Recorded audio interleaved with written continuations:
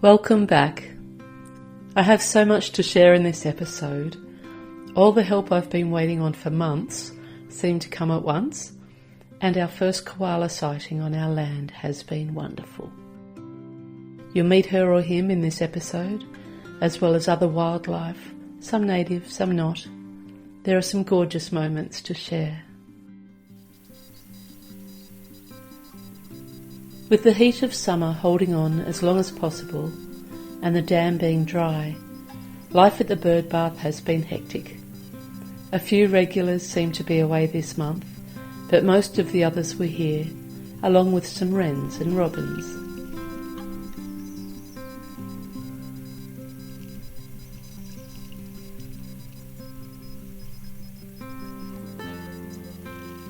The joy that the birds express here brings me to light too. Water is such a life force for us all.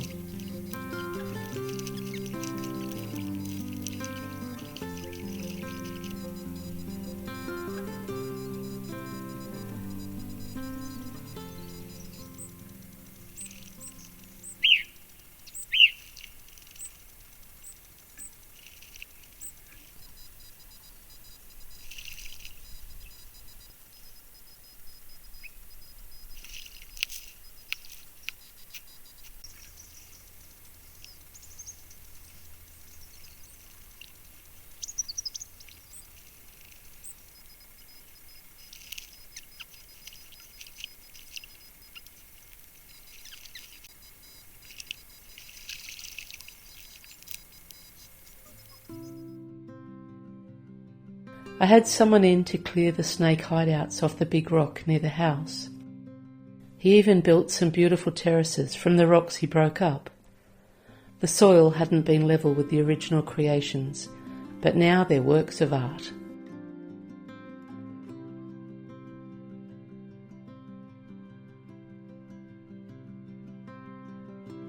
Most have tiny plants in already, native flowering shrubs that will grow to enjoy the size of the full beds and beyond. They're getting their roots down now before the cold season arrives. We've left a few favourites, like a South American flowering bush, a lavender plant, and 2 beds for pumpkin and asparagus. I look forward to sharing the growth of it all with you in future episodes.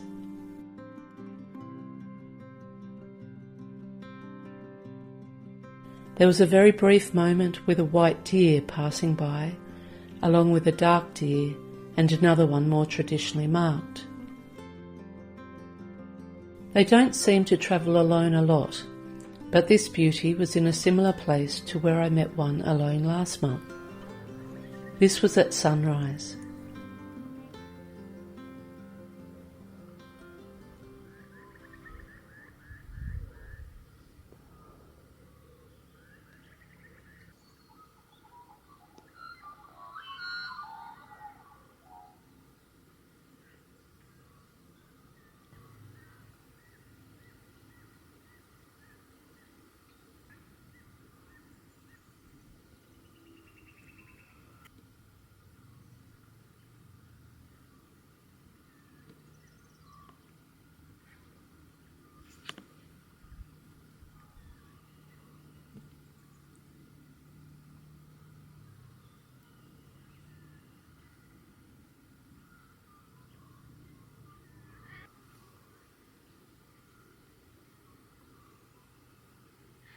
I now have dry wood for winter, no matter what the weather. It was a task to keep the wood dry last year, as the rain usually brings strong winds too, so keeping it under a flying tarp was tricky. Not anymore. Having it dry and on stands means it'll all be easier for me this winter.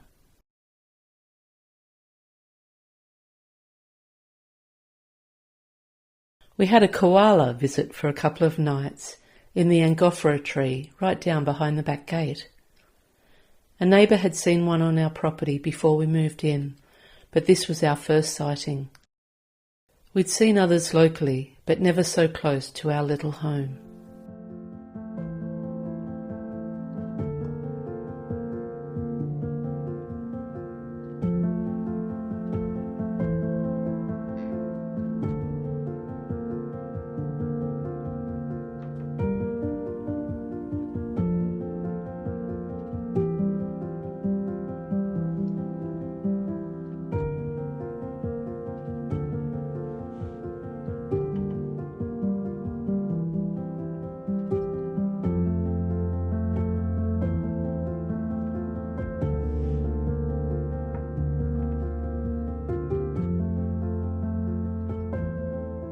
It was a delight to spend time observing her or him over a couple of days, until it toddled off to another tree somewhere. At least its presence has helped me decide what kinds of trees to put in the extra 5 holes I mentioned last episode. We've chosen 2 angophoras, which, apparently, they love for resting as they're nice and cool in summer, like the one it's in. And 3 kinds of eucalyptus trees, gum trees, known to be the ones with leaves that koalas love snacking on most. Perhaps this one's descendants will benefit from them in years to come.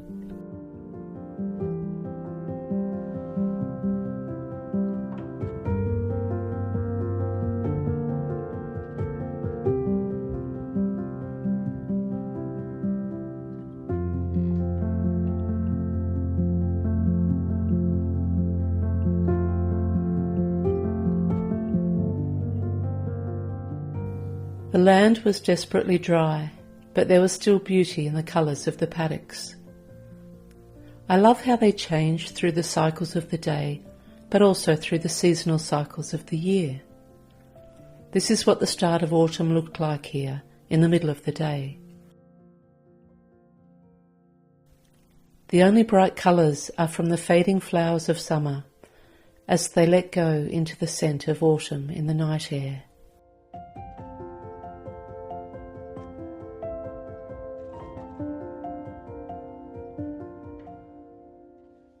There weren't as many roos this month, but I've not feared they've been hunted like I had before, since there were a fair few around last month after an absence. I think this time it's due to the drying out of my dam and the neighbour's dam, so they are likely hanging out near other water sources now. I never tire of them and learn so much just observing them. I especially love the little female wallaroos, with their thick fur and dark gloves. I wonder what she is registering with this birdsong.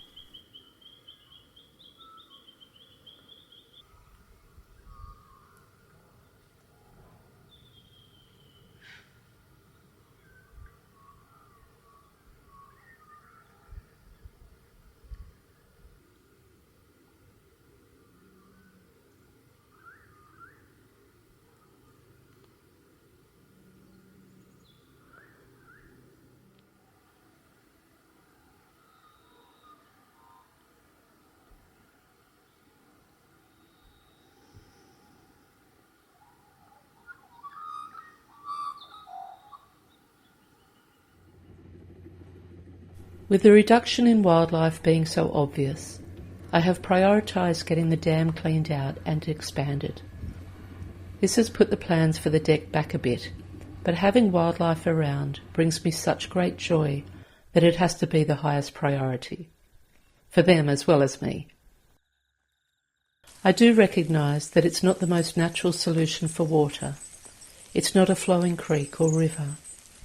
Still, I look forward to all of the life this space will bring to it once it's finished and some decent rainfalls. I never thought I could love a dam so much, but seeing its size and potential for an ecosystem of wildlife living from it, I can't help but be excited. Ducks will be safe upon the island from foxes, and frogs can return from wherever they hopped off to when it first dried out. Animals will return to drink from it, and my daughter and I may swim in it if enough rain falls. It's a massive project, but will be amazing once finished and established. While some flowers have stopped producing at the first sign of the seasonal change, others are still blooming well, enjoying that last burst for survival, to scatter their seeds to the wind. This has been my first year of growing flowers, and it's been such a natural experience that I sometimes forget I'd never been settled enough or in the right place to have my own flower garden before. Watching them develop and bloom has been a gentle joy. But like all things we love, at some point we have to let go. The first frost will be upon us soon, which will mark the end of this first garden. I'm so grateful for the enjoyment it has brought me. I also look forward to doing it all again in the springtime.